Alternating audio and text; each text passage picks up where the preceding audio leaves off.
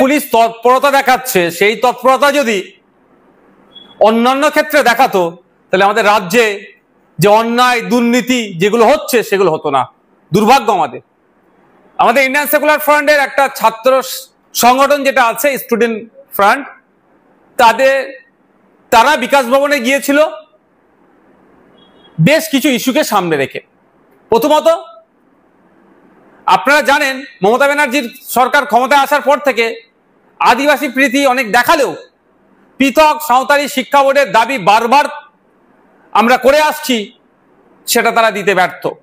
পৃথক সাঁওতালি শিক্ষা বোর্ডের দাবি ছিল, আনএডেড শিক্ষা প্রতিষ্ঠানগুলো এডেড করার দাবি ছিল, যে শিক্ষা প্রতিষ্ঠানগুলোতে যে দুর্নীতি অপশাসন চলছে সেগুলো বন্ধের দাবি ছিল। এই ধরনের একগুচ্ছ দাবি নিয়ে এক কথায় শিক্ষা ব্যবস্থার পরিবর্তন হওয়া দরকার, যেগুলো গতানুগতিক চলছে এর পরিবর্তে নতুন কিছু আনার জন্য বারবার সোচ্চার হয়েছিল। বিভিন্ন জেলায় তারা ডেপুটেশন দিয়েছে, বিভিন্ন ব্লকে ডেপুটেশন দিয়েছে, এবার বিকাশ ভবনে ডেপুটেশন ছিল বা অভিযান ছিল। দুর্ভাগ্য আমাদের রাজ্য প্রশাসন গণতান্ত্রিক প্রক্রিয়াতে একটা অভিযানকে কিভাবে আক্রান্ত করলো, আটকালো। মিছিল শুরুর পূর্বেই তাদেরকে এসে আমি মনে করছি চরম ফ্যাসিস্ট চিন্তা ভাবনা নিয়ে অন্যায়ভাবে তাদেরকে আটকালো, তাদেরকে ডিটেন করেছিল।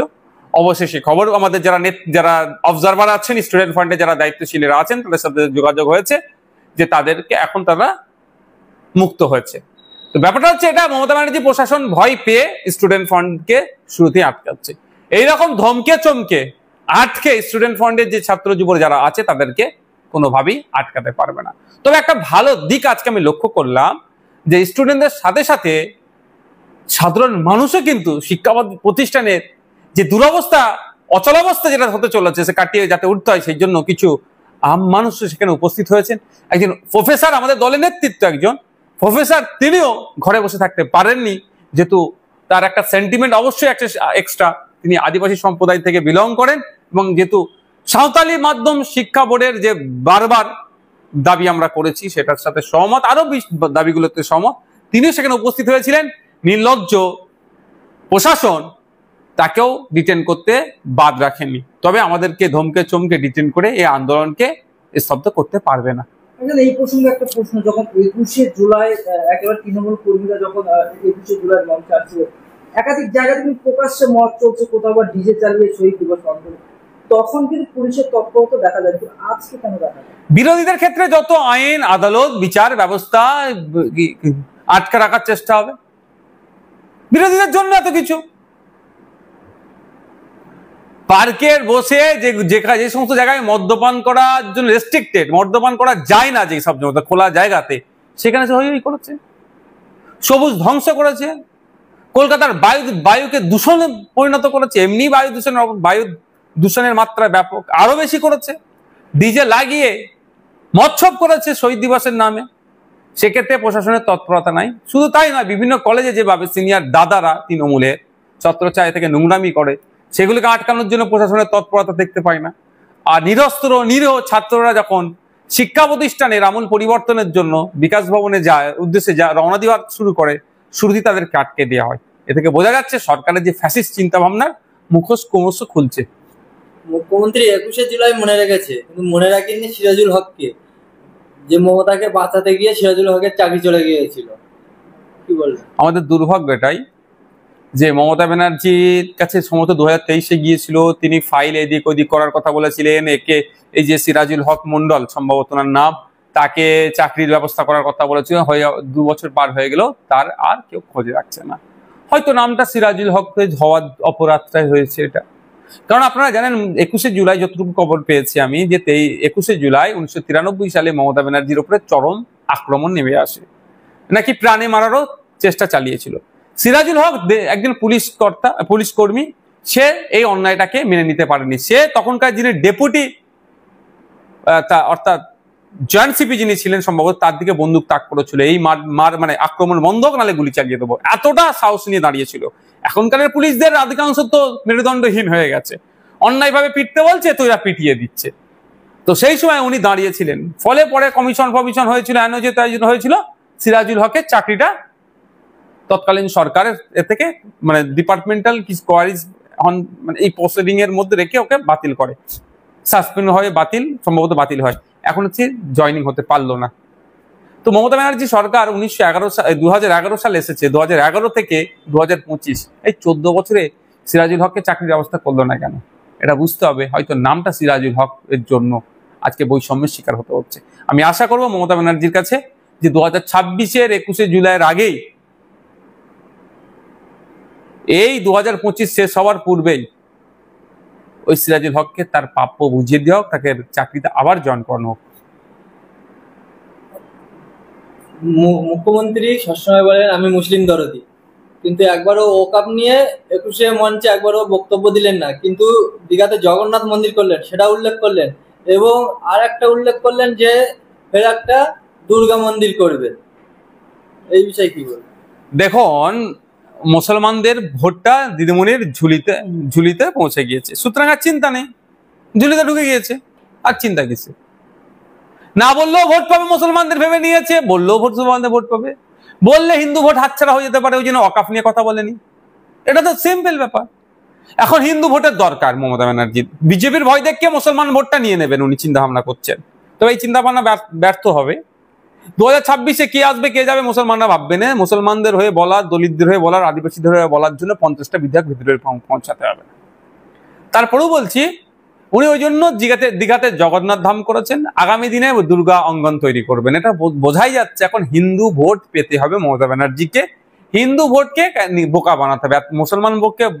মুসলমান ভোটকে বোকা বানিয়ে ঝুলিতে ভরে নিয়েছে, এবার হিন্দু ভোটে 20 to 25% ভোট নিয়ে আবার সরকারে থাকবে। তবে এই স্বপ্ন দিতে হবে। পশ্চিমবাংলার কি সংখ্যালঘু কি সংখ্যাগুরু তৃণমূল আর বিজেপির বিরুদ্ধে 2026-এ ভোট করবে। অভিষেক বন্দ্যোপাধ্যায় 21শে মঞ্চে থেকে আরেকটা করেছে যে 2026-এ বিরোধী পুরো শূন্য হয়ে যাবে, বিরোধী বলে কিছুই থাকবে না পশ্চিমবাংলায়। দেখুন, একটা কথা বলি, পশ্চিমবাংলা নয় সারা ভারতবর্ষে নিরিখে বলছি, দুটো যে সরকার চলছে, একটা কেন্দ্র সরকার একটা রাজ্য সরকার, একটা ফ্যাসিস্ট মনোভাব নিয়ে চলছে, কিছু শুনবো না, কারো কথা মানবো না, এই মনোভাব নিয়ে চলছে। এই মনোভাব নিয়ে চলার ফলে আপনি দেখবেন 2006-এর ফরেস্ট রাইট অ্যাক্টকে ধ্বংস করে দিচ্ছে এক প্রকার অ্যামেন্ডমেন্টের নামে। 2023-24-এ আদিবাসীদের অধিকার কেড়ে নিচ্ছে। ভার্জিনিয়াস খাকা কমিটির যে সুপারিশগুলো আছে সেগুলো বাস্তবায়ন করেনি কেন্দ্র সরকার, কিন্তু আদিবাসী প্রীতি অনেক দেখাচ্ছে। ওয়াকফ সংশোধনী আইন 2025-এ এটা পাস হয়েছে, বিরোধীদের যুক্তিকে অগ্রাহ্যভাবে, মানে যুক্তিকে পাত্তা না দিয়ে সংখ্যার ভিত্তিতে তারা তাদের বিলটা পাস করিয়ে নিয়েছে, আইনে পরিণত করেছে। ব্যাপারটা হচ্ছে যদিও আইনটা এখন সুপ্রিম কোর্টের বিচারাধীন অবস্থায় আছে। তো যে আমার বলার বক্তব্য, যে দুটো সরকার চলছে, দুটো সরকার বিরোধীদেরকে কোনো মতেই মান্যতা দেয় না, বিরোধীকে প্রশ্রয় দিতে চায় না। কিন্তু আপনাদের বলি, যারা গণতন্ত্র প্রিয় মানুষ, এই ডেমোক্রেসির জন্য যারা হাজার হাজার লাখ লাখ বীরেরা শহীদ হয়েছেন দেশের জন্য, তাদের আত্মবলিদান আত্মত্যাগের ফলে আমরা এই ডেমোক্রেসি পেয়েছি। ডেমোক্রেসি তখনই স্ট্রং হবে, তখনই সুরক্ষিত থাকবে যখন অপোজিশন ভয়েস স্ট্রং থাকবে। অর্থাৎ গণতন্ত্রে বিরোধীরা যখনই শক্তিশালী হবে, গণতন্ত্র তখনই সুরক্ষিত থাকবে।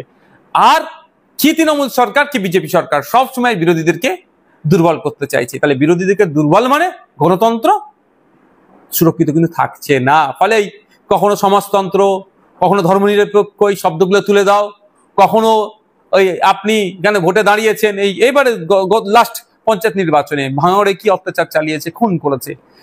হাওড়া জেলাতে মহিলা ভোটে দাঁড়িয়েছে তৃণমূলের বিপক্ষে, কোনো একটা সিম্বল থেকে তার কাপড় ধরে খুলে দিচ্ছিল। এই অনৈতিক অন্যায় কাজ হবে।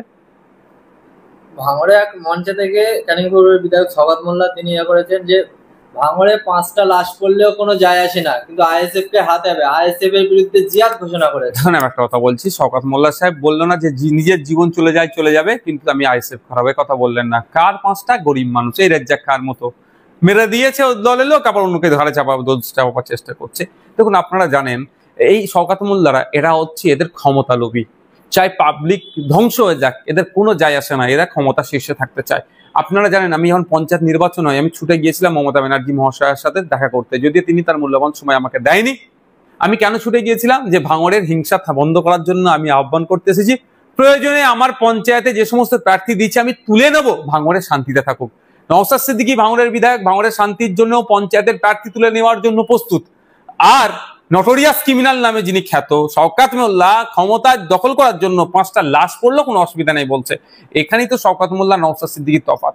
এবার ভাঙড়ের মানুষ, ক্যানিং পূর্বের মানুষ, রাজ্যের মানুষ দেখুক এই শওকত মোল্লাদেরকে ক্ষমতার মসনদে বসাবে না নওশাদ সিদ্দিকীদেরকে আরো এগিয়ে যেতে সহযোগিতা করবে। এটা ভাঙড়ের মানুষের হাতে ছেড়ে দিচ্ছি, ক্যানিং এর মানুষের হাতে ছেড়ে দিচ্ছি, বাংলার মানুষের হাতে ছেড়ে দিচ্ছি। তবে আমার বিশ্বাস, আস্থা ভাঙড় সহ সারা রাজ্যের মানুষের কাছে এই শওকত মোল্লাদেরকে এইবারে শূন্য হাতে বাড়ি ফিরাবে, নওশাদ সিদ্দিকীদের মতো আমাদের মতো লোকেদেরকে দুহাত ভরে আশীর্বাদ দোয়া করবে।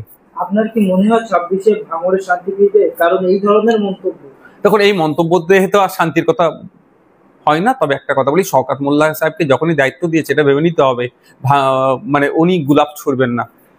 যে মমতা ব্যানার্জি যাকে বলে তুই বোম্মা দিস, সে নিশ্চিত হবে গোলাপের গুরুত্ব তার কাছে থাকবে না। দেখুন 2021-এ আমি জিতেছি, 21 থেকে 23 পর্যন্ত আপনারা দেখবেন ভাঙড়ে রাজনৈতিক হিংসা হয়েছে, ঝামেলা হয়েছে, ক্ষুদ্র ছোট ঠেলাঠেলি হয়েছে, নিজেদের মধ্যে আবার দিনের শেষে মিটিয়ে নিয়েছে। আমি যেটা সৌজন্যতা রাজনীতি, কিন্তু শওকত মোল্লা সাহেব আসার পর থেকে খুনি হ্যান ত্যান এইসব চলছে, এগুলো বন্ধ। শওকত মোল্লাকে আমরা আশা করছি মাননীয় মুখ্যমন্ত্রী মমতা ব্যানার্জি মহাশয় শওকত মোল্লাকে ভাঙড় থেকে খুব দ্রুত বিতাড়িত করবেন। আমরা চাই রাজনৈতিক প্রতিদ্বন্দ্বী হোক, কিন্তু মাসালদের দিয়ে পুলিশ দিয়ে করলে এটা দীর্ঘস্থায়ী হবে না। এন্ড অফ দ্য ডে মানুষের ক্ষতি হবে, আমরা কোনোভাবেই মানুষের ক্ষতি চাইছি না। রাজ্জাক্কা খুনে শওকত মোল্লা বলছে আপনার এতে খুন হয়েছে রাজ্জাক্কা, কিন্তু এই দুদিন আগেই শওকত মোল্লা ডান হাত বলে যে পরিচিত আহসান মোল্লা, তানাকে কাশীপুর থানায় ডেকে 1.5 ঘন্টা জিজ্ঞাসাবাদ করলো। চা খাওয়াতে টাইম লেগেছে 1.5 ঘন্টা হয়তো।